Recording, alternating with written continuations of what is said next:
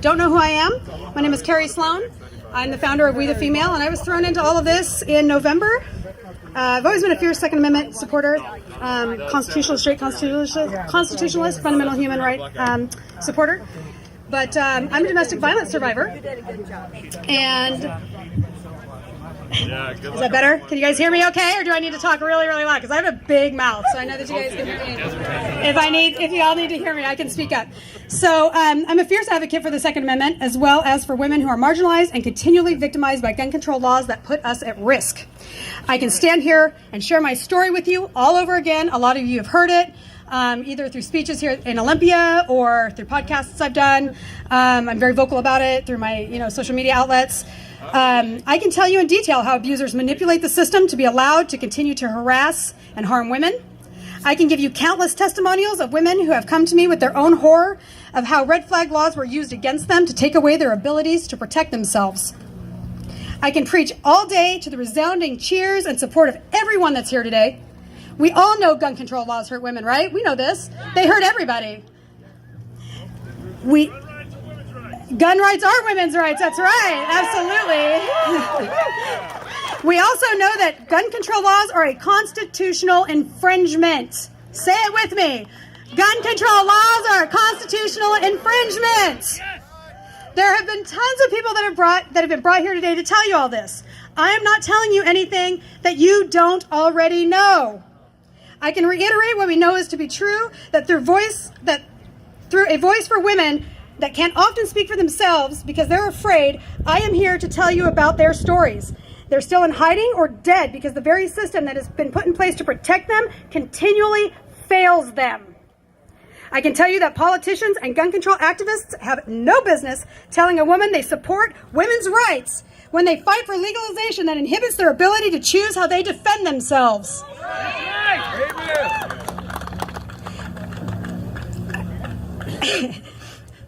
Yeah.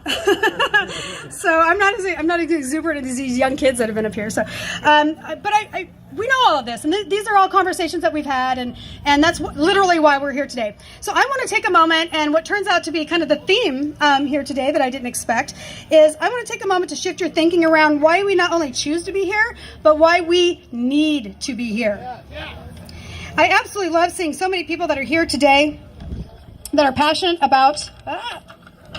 I see how to write all this shit down, so y'all know, about their Second Amendment rights. But let's be honest with ourselves, and we really need to do that right now, is that all of us here, are standing in a giant echo chamber. Rather than regurgitate countless, albeit valid, points about why our Second Amendment shall not be infringed, I want to challenge everyone here to think past this and look to your cultural ideologies and your biases for a moment. I personally, within the last 6 months from entering this culture, have observed members of this community calling other members of this community derogatory, abusive names. I've heard men tell women not to worry their pretty little heads about learning how to defend themselves or understanding firearms, or, and my favorite if you know me, telling a woman who's new to choosing a firearm for self-defense to just get a revolver. Right?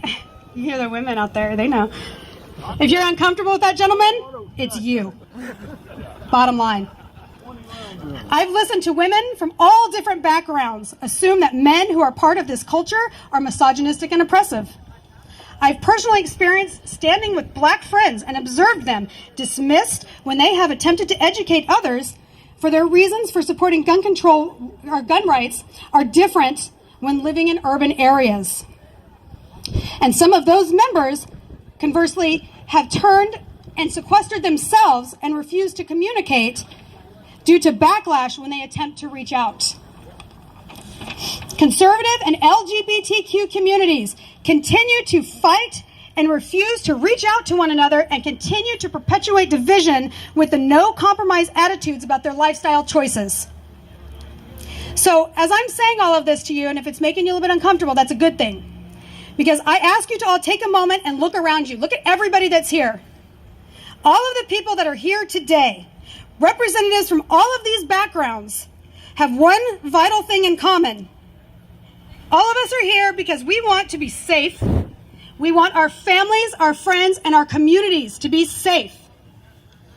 We all clearly understand this is a fundamental human right we are born with, and when our forefathers wrote the Constitution and the Bill of Rights, they were guaranteeing this human right would be protected. And they understood, next page,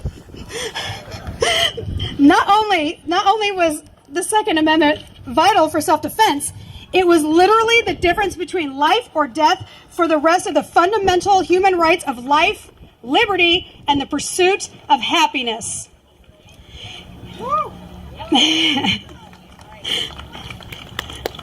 And they understood that the ability to take up arms against those that would threaten these God-given rights was absolutely necessary. So rather than stand here pontificating about our right to bear arms, I come to every one of you asking that you take a moment and realize we have a greater enemy to our freedoms than the right-wing Christian, the trans woman, the gay couple, those of ethnic origins that are different from your own, or the feminist. And yes, I'm a feminist. If you want to talk about it later, come and see me. And the feminist who is tired about being silenced about assault and abuse. The real enemy is a broken and manipulative system that is using every single resource available to divide us. They exploit our ignorance and our fear of one another and have successfully used it as a way to perpetuate chaos and division. What they are truly afraid of isn't armed citizens. They are terrified of those armed citizens realizing their intentions of control, united with passion and power to collectively take back the system that has slowly been taken, or in some cases denied, to American citizens for decades or even centuries, could possibly happen. If we continue to squabble amongst ourselves because we are uncomfortable with what we don't know, and in some cases willfully choose to not understand, the gun control advocates and legislators continue to galvanize and grow stronger. And make no mistake about it, that kindness that we as a culture has shown in the form of compromise, paired with the lack of unity that is exhibited in this gun community, has been taken for weakness, and it is absolutely working. So I call upon each and every one of you here today to use this as an opportunity to allow yourselves to become comfortable being uncomfortable. Reach out to those of you that you may not understand, or even like for that matter, and realize that we have one common goal. And that common goal is our fundamental human and God-given right to protect ourselves.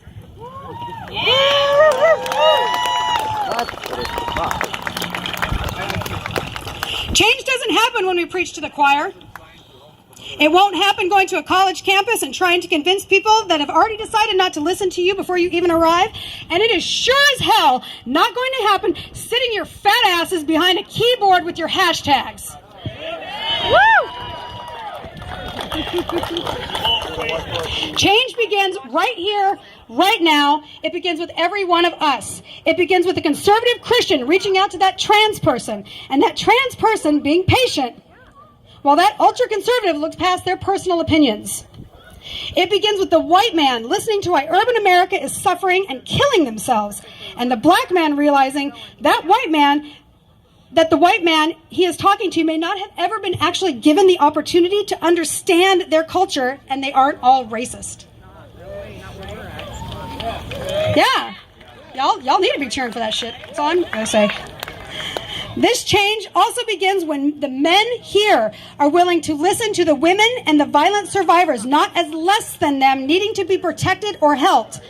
And for these women to accept and understand that not all men are misogynists. You're welcome. You're welcome. Most importantly, that change comes from how we unify and speak with our vote. Not at the national level, but locally. City councils, mayors, state representatives. These are all attainable offices to effect change in the system that will create a butterfly effect to shift legislation at the state and federal level, because none of these people want to lose their meal ticket. Because that's really what this is about. It is up to all of us, we the people, to realize we do not have to accept what we have as lawmakers. They are our representatives, not our leaders. I implore you all here today to begin thinking past your personal party lines and shift your thinking and your voice, and to not be afraid to remove these legislators that do not represent you.